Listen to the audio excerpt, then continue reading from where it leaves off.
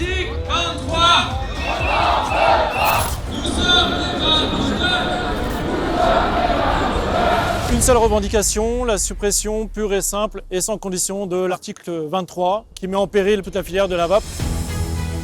Un article porteur d'une taxe sur les produits du vapotage, d'une interdiction abjecte de la vente en ligne, d'une assimilation frontale de nos produits aux produits du tabac, avec 3500 boutiques spécialisées réparties partout sur le territoire. Notre filière, c'est celle de la vape indépendante. On est là pour défendre la vape, pour défendre notre secteur, pour défendre notre cause. Aujourd'hui, notre filière est en danger. Aujourd'hui, la vape, c'est un dispositif qui est utile pour la santé publique, utile pour les Français, pour les fumeurs. On ne comprend pas pourquoi le gouvernement refuse d'entendre qu'on est une partie de la solution et certainement pas le problème. En gros, on veut nous assimiler au monde du tabac, ce qui est en gros l'opposé de notre ADN. Je suis un ancien fumeur, j'ai arrêté de fumer grâce à la vape en étant sûr que ça ne marcherait jamais et ça a marché. C'est un usager qui a inventé la vape, c'est quelqu'un qui a vu son père mourir du cancer du poumon. Ce que j'ai vu aujourd'hui, c'est des salariés, des professionnels qui refusent de se laisser faire par un pouvoir politique qui ne veut pas les entendre et qui prend des décisions en cachette.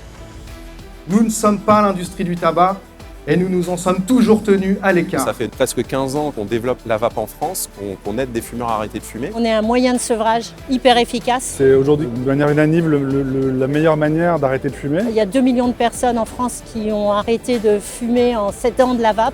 Notre secteur est indépendant de l'industrie du tabac, il l'a toujours été, et il a toujours proclamé cette indépendance, avec fierté. Cette manifestation, joyeuse, revendicative, pacifique, ne doit pas occulter l'anxiété et la peur de celles et ceux qui risquent de perdre leur emploi l'année prochaine. Aujourd'hui, on est mobilisés pour dire non. Je bosse dans la vape depuis près de 10 ans. On a une trentaine de salariés. Cet article 23 met en péril à minima 4 à 5 000 emplois en France. On a vu ce que ça donne à l'étranger, une taxation, une mise sous contrôle des douanes, des agréments, une structure administrative extrêmement complexe. La situation parlementaire, institutionnelle, elle est inextricable. On veut taxer la vape, en fait on veut interdire la distribution de la vape par les réseaux actuels. On en profite pour prendre une mesure de police administrative qui n'a rien à faire dans un projet de budget. Ça n'a rien à faire dans le budget, c'est un débat de santé publique. Le ministère de la Santé nous a un petit peu abandonnés quand même sur ce coup-là. Pourquoi on veut nous interdire de continuer à aider les gens à sortir du tabac?